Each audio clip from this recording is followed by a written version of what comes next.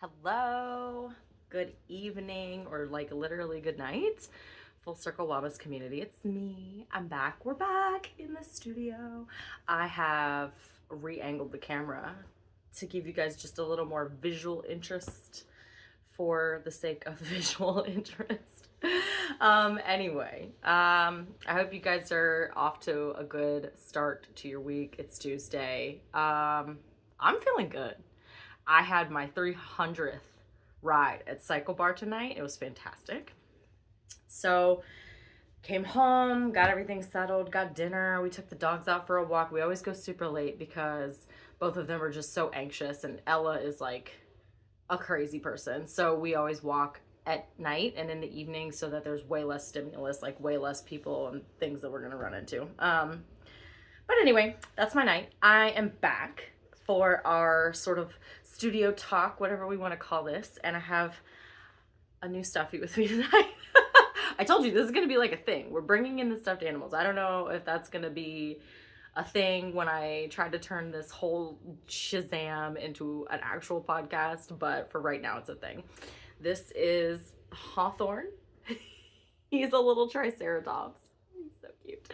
I got him from the Field Museum in Chicago, actually, at the dinosaur exhibit when Greg and I were there for the Rammstein concert, and I love him because he's so sensory. He's really like soft and kind of beanie, and especially when I was like really in the midst of my healing journey and I was trying to like work through anxiety and stuff like that, I discovered that sensory things, as you can imagine, like feeling, touching, I'm touching this because it's corduroy.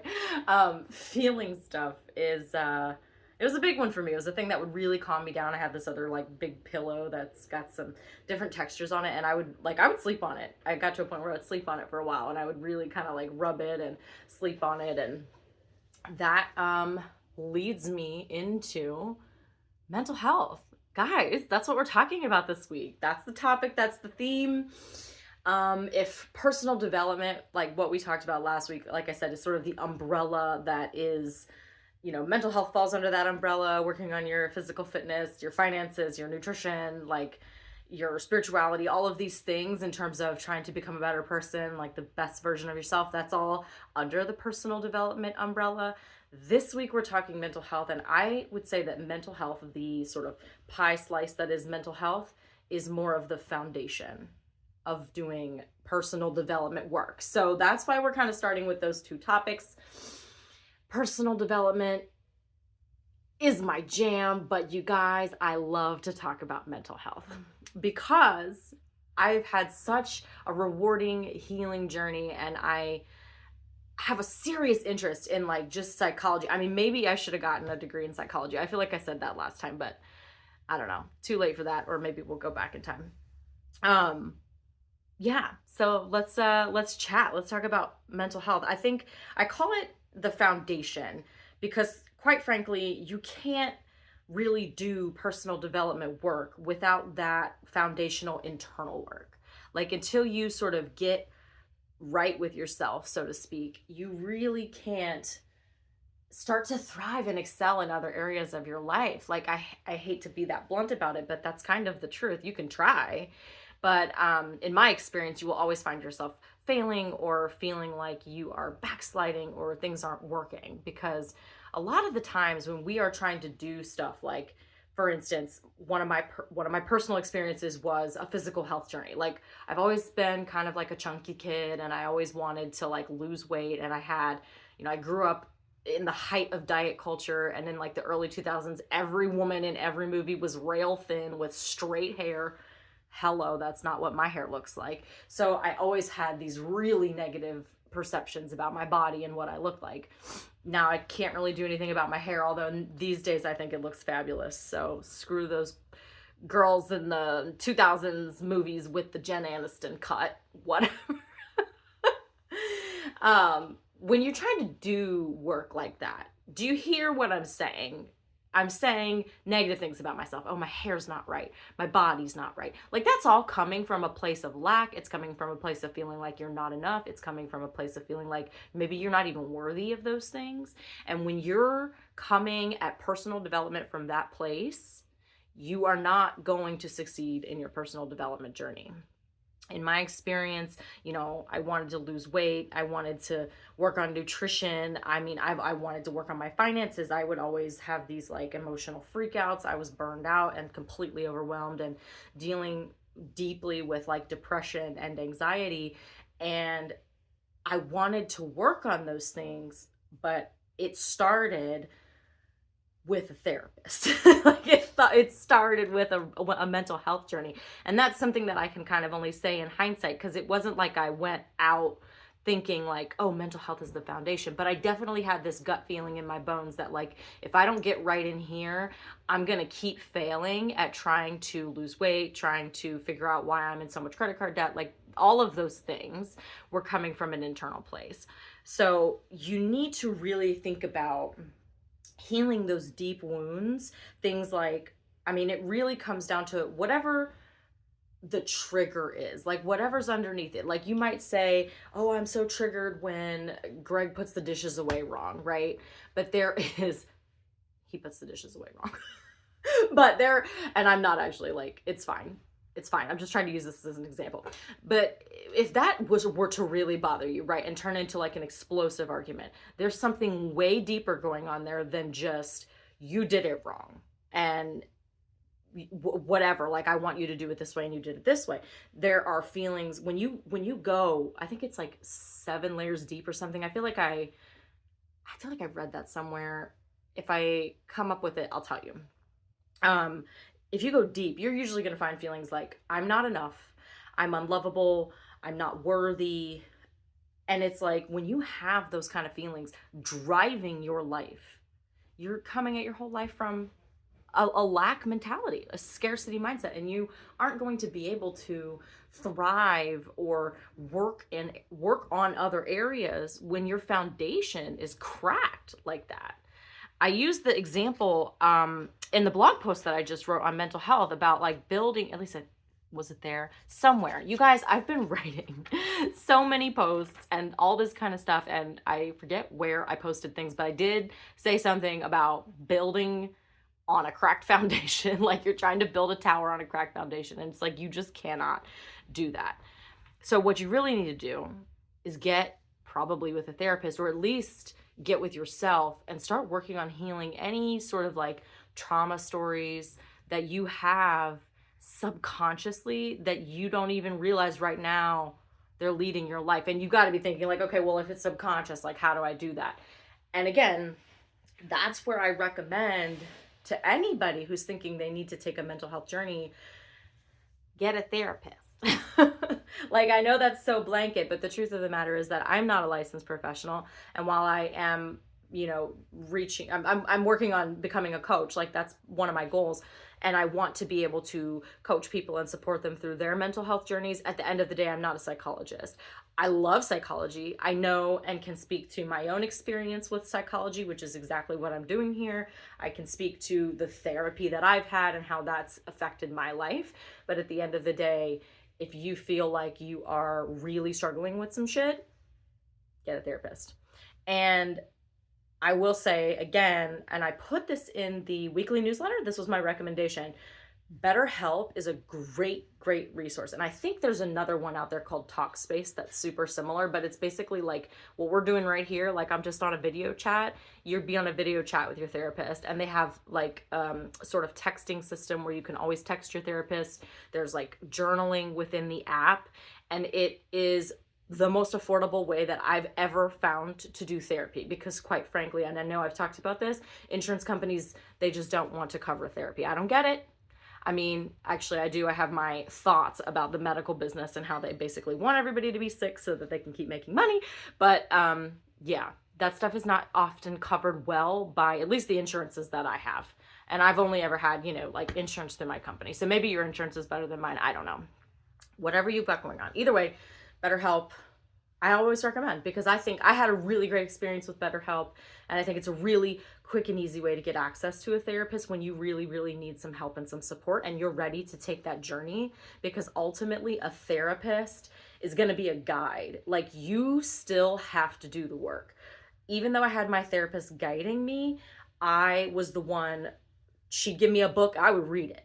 I would take notes. I would come back to therapy with my notes like I was a student of my own life, of my own mind. And I think that when you take on therapy, that's what you have to do. You have to go into it with the mindset that you're going to be a student of your own psychology. Like, and try to, I mean, it's hard. I'm going to say it's hard to be objective, but in some ways you kind of have to be objective. Like, that's the point that you get to eventually, like, oh, I do that because when I was a kid, my dad said this and da da da, like whatever it is, you know what I mean? So, all that to say, from a place of healing trauma, getting grounded, you start to believe that you can actually make changes in other areas of your life. Because, like I was saying before, we'll take weight loss, for example, because that was a big one for me. I have parts of myself that thought, oh, you're just a fat, lazy piece of shit. You're never going to get there. I had another part of myself that is a binge eater. And I didn't even realize until I like learned about it with my therapist that I had binge eating disorder, where I would seek food when I felt out of control. And that, I mean, to even get to that place where I understood that the trigger was the feeling of being out of control, and then I seek food as a method of control.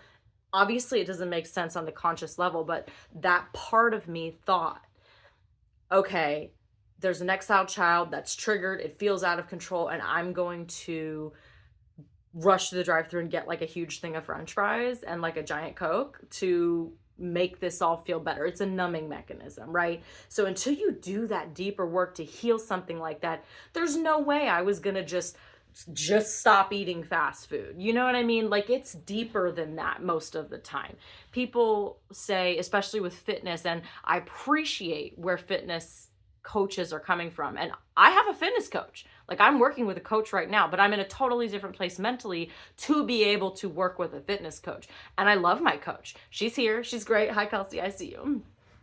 Anyway, when you are trying to do something like that, you have to get to a place first. I had to get to a place where I did work with my sort of binge eater part to even understand that the binge was coming from something emotional. I needed to heal those emotional wounds in order to stop the binging. And now that I don't have that sort of clusterfuck going on in my emotions and in my mind anymore, I can think objectively and consciously about the food that I'm eating, count my macros, and actually take the strides necessary to reach the fitness goals that I have always had.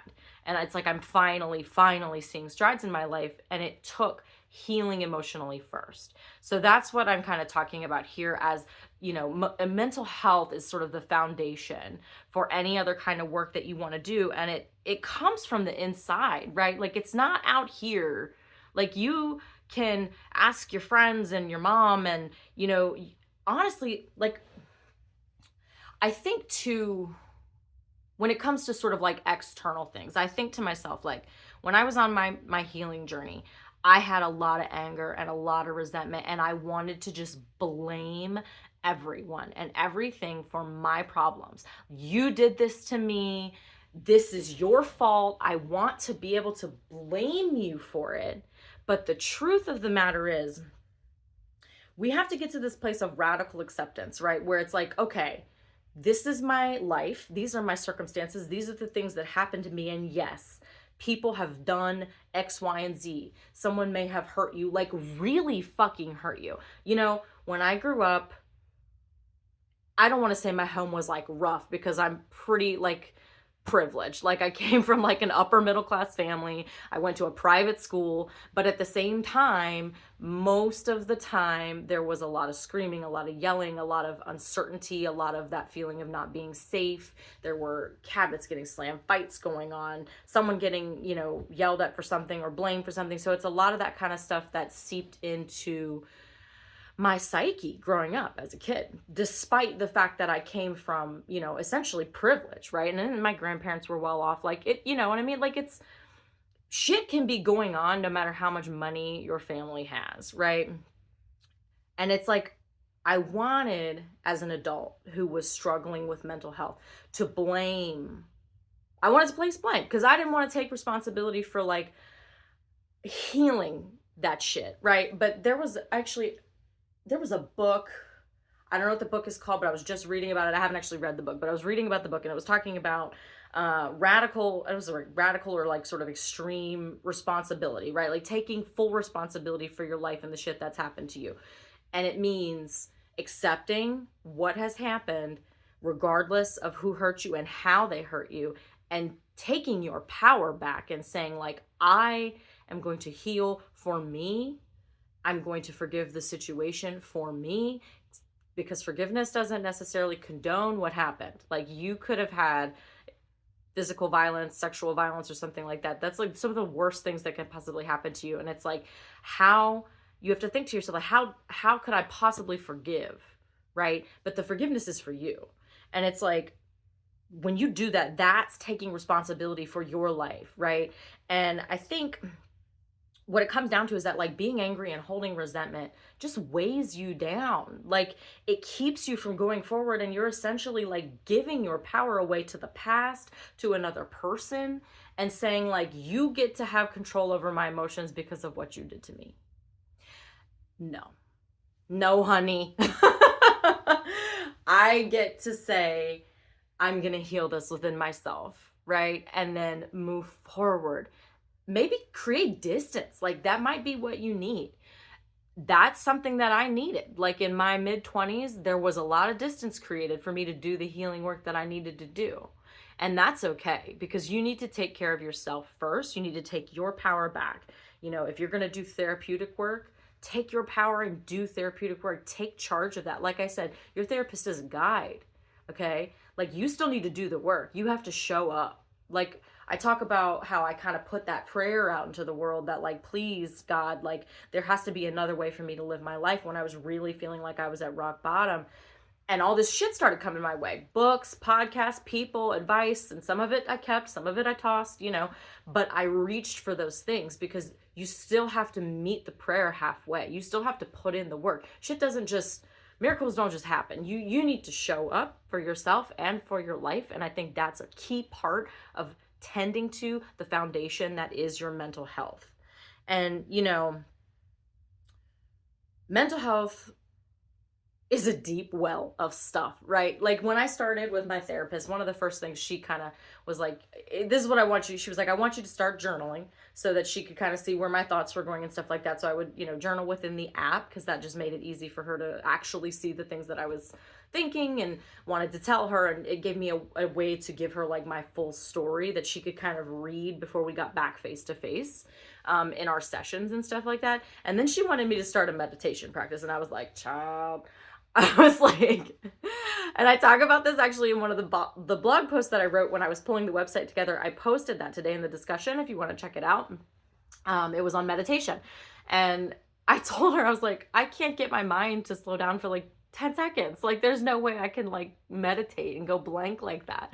And she was like, it's not about that. I want you to let the thoughts come and let them sort of go like they're going down a stream, right? Like, she gave me the metaphor of like leaves on a stream, because the thing that's oftentimes, when you're starting healing, a lot of shit's gonna come up all at once, right? It's like a flood of emotions, because you're finally saying, okay, I'm ready to feel this. And it's just gonna, you know, freaking come out like a geyser. So you have to let those thoughts come. And the point is to observe them without judgment. Key here, okay, right? Without judgment. Observe, let it come, let it go. Because when you start to do that and then you journal afterwards on that kind of stuff, that helps your therapist gain insight into what it is that's like coming up for you right out of the gate. And like, it gives them an idea of where you can start, what needs to, you know, come next, et cetera, et cetera, et cetera. And then one of the things that we did, and I might do a deeper dive on this later, but I really want to talk about just touch on a little bit, like the therapeutic modalities that my therapist and I used. Number one was called EMDR. It's eye movement desensitization and reprocessing. And it's a process where I think there was a psychologist in like the 80s or something discovered that the sort of bilateral movement, whether it's tapping or walking or like watching your eyes go side to side like this on a pendulum or something, which is actually what my therapist did with me, allows the mind to sort of, I don't know if it's that it's going blank, but it's like memories just start like coming and coming and coming and coming. And what we would do is start with a core memory that was attached to, for me, it was this sense of I'm not enough, I'm not worthy. That's like my core wound. The core wound for me was I'm a piece of shit, I'm not worthy, I'm not enough, I'm never going to be enough to figure this out or that out or become better or heal or whatever. And living in that place is painful because I mean, that's like the core of depression, right? And then it's like you sit around feeling that 24/7, and then you start to think, well, what's the point? You go to suicidal places, which I've been at time and time again. And it's just like you pick a core memory that takes you to, we'll say, like the start of that feeling, right? And sometimes you can't identify that. Sometimes you just pick a memory and then you do the tap, tap, tap for like 30 seconds. And then she would say like, okay, what's coming up for you? And I would just kind of spout all the things that kind of came up in that 30 seconds. And it was always like kind of a lot, and it would come at lightning speed. And you guys, like, I wept, I laughed, I was angry, I was confused. I mean, I cried. There was so many feelings that came up. And it's just a matter of letting it come, because what's happening is all of this repressed shit, whether it's good or bad, you're allowing yourself that time to let it come and feel it and let it go. And we would do this for like 45 minutes straight. And it is exhausting emotional work. Like, it's totally exhausting. But it's so, so healing. And we did that, I think, for several weeks, maybe 5 or 6 weeks, 5, 6, maybe even 8 weeks, honestly, like 2 months of EMDR processing. Just every session was just an EMDR session. And then once we kind of got to this stable place where I could go back to that core memory and feel like I was outside of it as opposed to in it, we moved on to my fave modality of therapy. And I am going to come back and do a whole video on this, maybe later this week, we'll see. It's called Internal Family Systems, IFS therapy. It was sort of founded or coined by Dr. Richard Schwartz I think it's the 80s, might be the 90s. I'd have to double check. But the idea is that we are not a mono mind, like a singular mind, but in fact, we have many parts in our psyche. Exiled inner children that are sort of the core of our trauma, the core of our pain, these exiled versions of ourselves at very young ages that we've just sort of abandoned. And then there are these protector parts of you that are like the angry bitch, parts of you that are like the know-it-all asshole, parts of you that are the addict of whatever, like parts of you that are the controller, the perfectionist, the binge eater. Like, those are all parts that are trying to protect those inner children from feeling any kind of pain.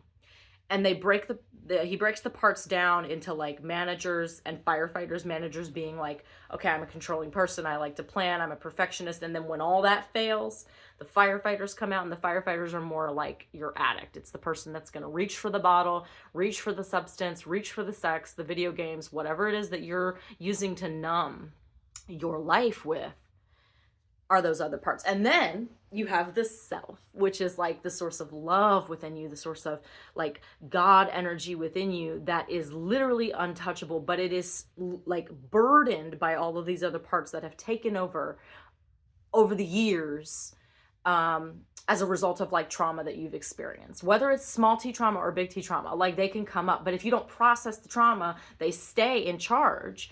And that's why sometimes you feel like maybe another person when you lash out at your boyfriend or you reach for the bottle. It's like, oh, that wasn't me, but it wasn't, because it actually is just a part of you that's trying to numb and save another part.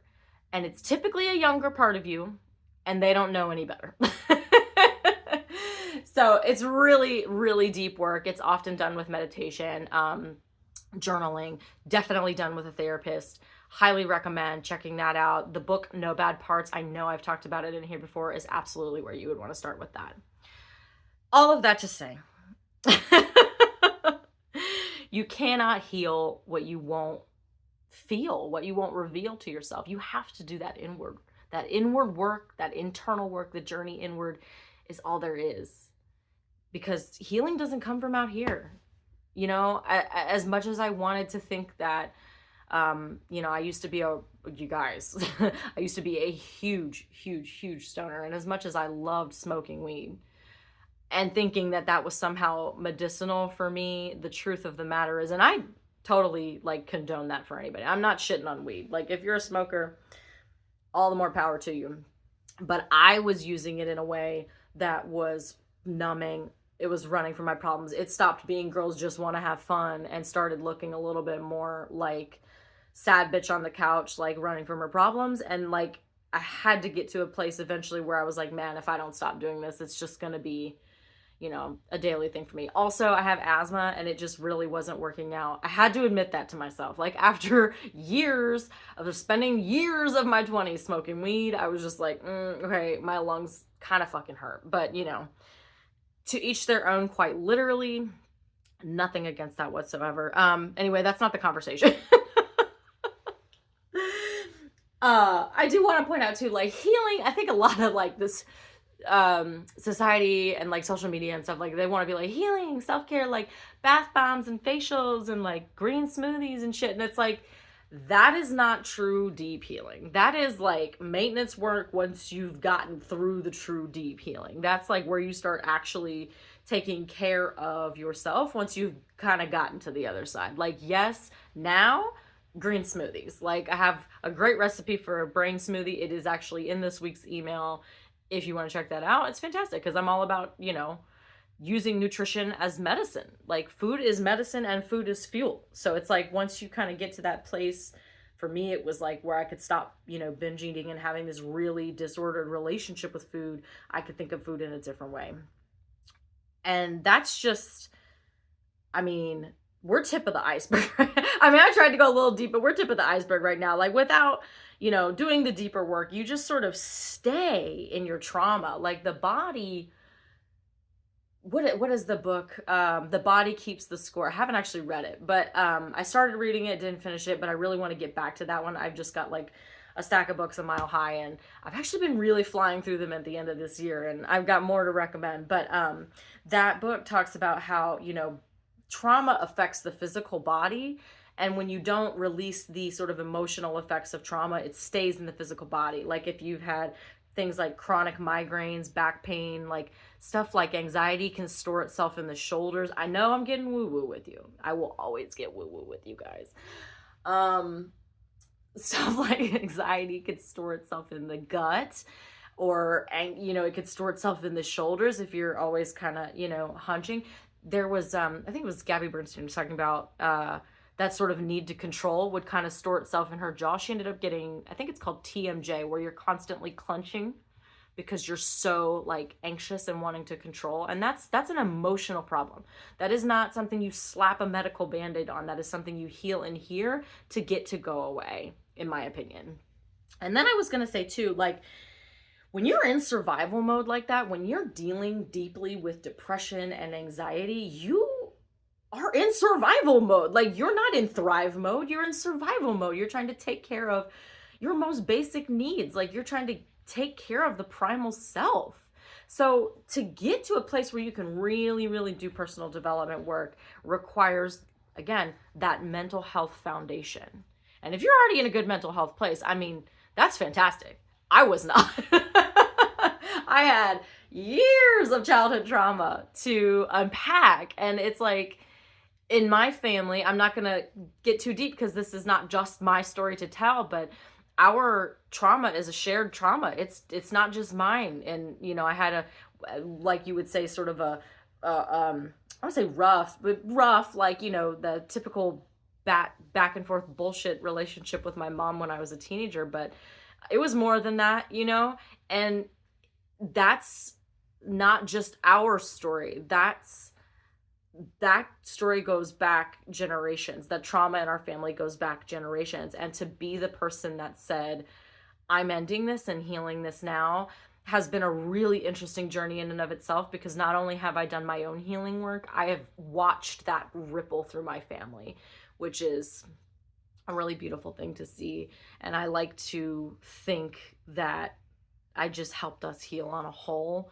I know that's like tooting my own horn, but that's really how it starts. It starts with one person saying, no more, and we're going to do the deep work, no matter how painful it is to talk about this, no matter how painful it is to revisit.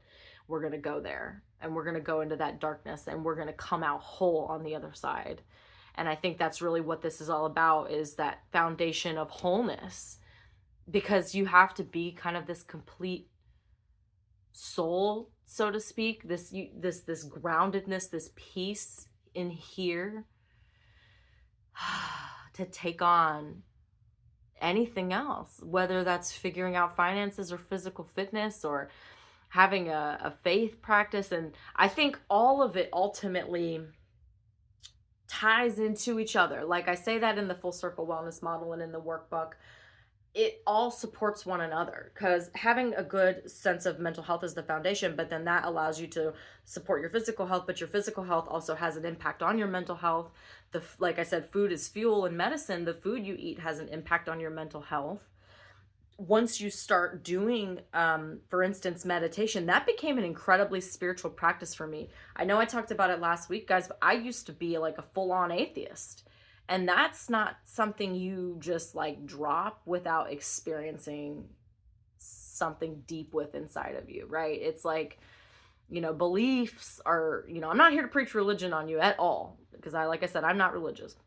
But I do think that having I would say a higher power of your own understanding, like a faith practice of your own understanding, whatever works for you, whatever you do believe in, and if that's religion, it's fine, is important, because I think that anchors a lot of the time some of that mental health work, especially in terms of like meditation and stuff like that. And we'll talk about that. That's another pie slice. So we're going to have a whole week where we talk about faith and spirituality. Get ready for that. We're going to have a whole week where we talk about nutrition. You guys, I love to talk about food. It's probably like my second favorite thing to talk about, but that's actually going to be a little ways away. And then too, I just wanted to touch on one last thing with mental health, and that's medication. Because sometimes medication is part of the equation. For the longest time, I told myself that I was against medication. I was like, no, I just have this childhood stuff. I just have, feelings. I can do cognitive behavioral therapy. I can just work with a therapist. It's going to be fine. But I did the cognitive behavioral therapy all through college, even into like my first job as an adult, and it didn't stick. It didn't work, because that deeper healing needed to be done. Finally got to a therapist where I did that deeper healing, where we worked with, like I said, the EMDR, IFS, things like that. And I was still having days, stretches of time where I was completely despondent. Like back in that sort of suicidal place where it's like, I cannot live another day feeling like this. And I know that's hard to hear. I know that's hard to talk about. I know that could be triggered. I think we're responsible for our own triggers, I'll be honest with you. But that was a reality for me. And then I learned about something called premenstrual dysphoric disorder. Again, through prayer and a series of things just showing up in my life, this came to me, and I, that sounds oddly familiar. Read through the symptoms, and I was like, I have them all. I was like, I've had them all since I started my cycle as a 13-year-old girl.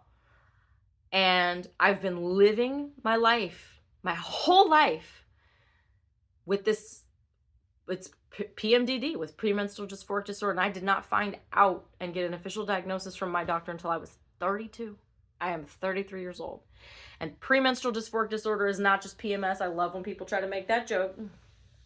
PMDD is a mood disorder.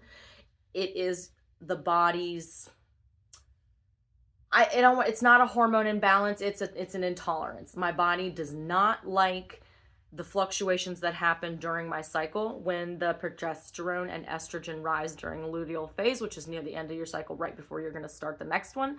My body is like, fuck no. And we go full depression, full anxiety, and it is just the worst time. And it's not just a couple days like, PMS, like whatever. No. It's usually most of the cycle. It's about 3 weeks. And then I would feel pretty normal for a week once the cycle started. And that's what PMDD is. It actually kind of looks a lot like bipolar because there is such a rapid swing between sort of manic and depressed. And it makes you feel crazy. But then when you learn about what it is, it's like, oh my God, this is attached to my cycle. Okay. So anyway, all that to say, medication. Once I accepted that I actually do have a mood disorder and that there was no out meditating this, there was no out praying, out journaling, out therapying, I accepted that medication was something that was going to come into my life. And I do take an SSRI every single day. 5 milligrams, very light milligrams, and that was enough to get me to a place where I felt so fucking normal, you guys. I feel fucking normal. I got to a place where I feel so normal that all of the tools and methods and everything that I learned in therapy finally could stick. It sticks, it works, because I just needed medication all along. So that's, again, I like to say it, I'm not a licensed professional, I'm not a doctor, I'm not a therapist. If you think that's something that you need in your life, you need to talk to your doctor about it, talk to a therapist about it, talk to a psychiatrist for the people that prescribe medication. I've only ever worked with psychologists, so I don't actually know. But that's something you need to work with your doctor. And I would love to be here to support you in whatever you're doing in your journey, sharing resources as always, just coming in with the books and the podcasts and my experiences and my stories, and hopefully in sharing those things, I'm helping somebody who's hearing this feel like they're not alone. And yeah, I will be back later this week with some articles and some podcasts and some books and all that good shit for you guys. And then I'll be back next week with a new theme and a new video, and we're just going to keep doing this. And I really hope that it's helping somebody somewhere. So I am going to wrap my night up, and tomorrow's Wednesday, and we're coming up on the holidays. Hawthorne says goodnight. I'm a 33-year-old child, you guys. This is me accepting that my inner child is a part of me. There's nothing wrong with her, and I love stuffed animals and soft things and art and woo-woo things and shackets. Like, I don't know. Anyway, full acceptance, radical acceptance of the me that is me. I hope you guys have a fantastic night and a fantastic rest of your week. And as always, if you believe you can, if you believe you can do this work, if you believe you're ready for it, if you think that this is something that's possible for you, you can. And if you think you can't, then you won't. At the end of the day, you have to believe it, and then you have to take action. You do have to take action. You have to show up. But I believe you can, because I have. And I'm just some average Joe, Jane, whatever. I love you guys. I'll be back later.